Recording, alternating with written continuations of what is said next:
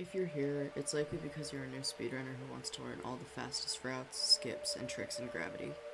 In this video, I'm going to walk you through every major skip, step by step, explain why they work, and show you how to pull them off consistently.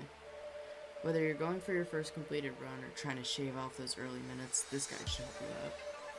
In Gravity, the categories typically follow the same routes, but they skip/add more stuff. For example, Boulder skips 0 to 140 meters, but even after all of that, you still end up back on track with the run I'm about to show you in not even 10 seconds. Now that you know this, let's get into the actual video. There isn't really anything complicated going on at the start of the speedrun until you're about 30 seconds in. This part is pretty self-explanatory, so you should be able to follow along with what I'm doing in the video. At this part, adding a jump right before your gravity switches to normal can sometimes make it more consistent. I just find myself jumping into the lava more often than not. This is the first skip in the run that's a little hard to explain. Basically what I'm doing here is I'm hitting the 45-degree slope, and as my gravity changes, I'm bouncing off up to the landing spot here. Since this skip is so complicated, it's pretty hard to explain.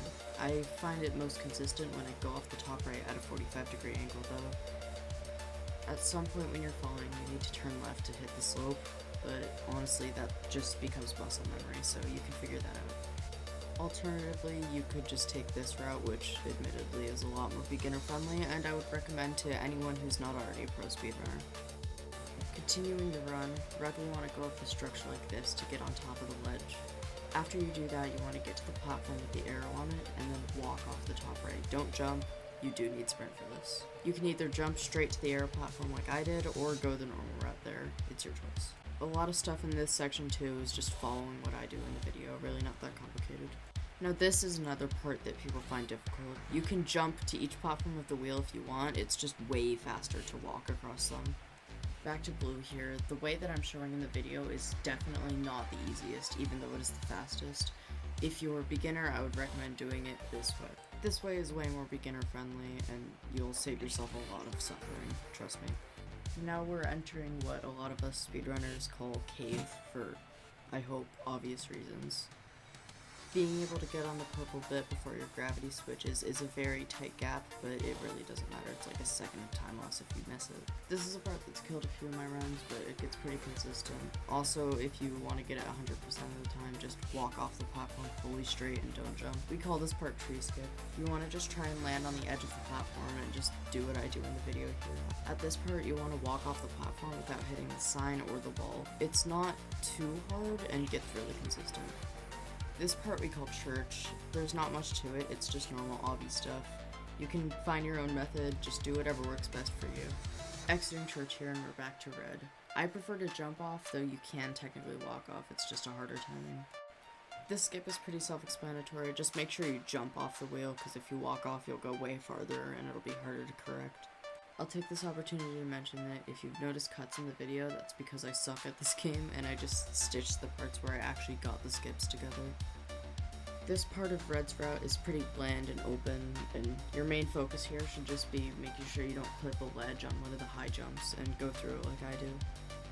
This little purple thing is what we call tower skip, because it skips that whole minigame there, and unless your name is PGR, you shouldn't really be missing this. All you have to do is face sideways and walk off. It's really that simple. Up here is what makes or breaks a run, the RNG sticks. We all hate them. All you have to do is wait for the sticks to be in front of you, and yes, you can walk on the gray part.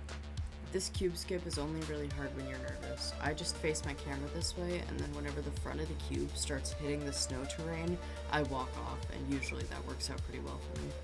That was only the base run you can do without setting anything up beforehand. What if there was a super RNG heavy thing you could do that would let you skip all of 0 to 100 meters in 2 seconds?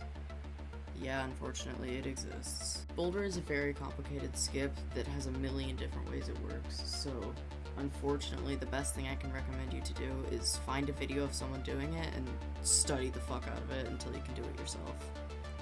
Something a little crazy though is that you can do a solo run for both colors. A solo run just meaning your teammate doesn't help you at all in any way, like they could have their hands off the keyboard and it would be the same for you. The blue route doesn't really change much except for a new skip at the start that you can see on screen right now, and then a horribly RNG based skip to enter 300 meters.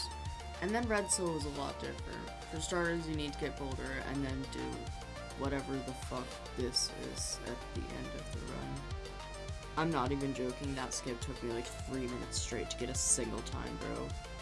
Also, if you were curious, you can get down to this area by doing this little jump after tower skip. It's pretty easy. The next part of this video will focus on pre-setting things up before the run, like moving platforms and golden TP skips.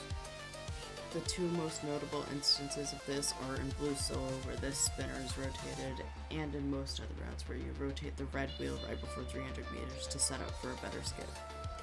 There are two really important golden TP presets. The first is 390 skip, which you can see me setting up and using here.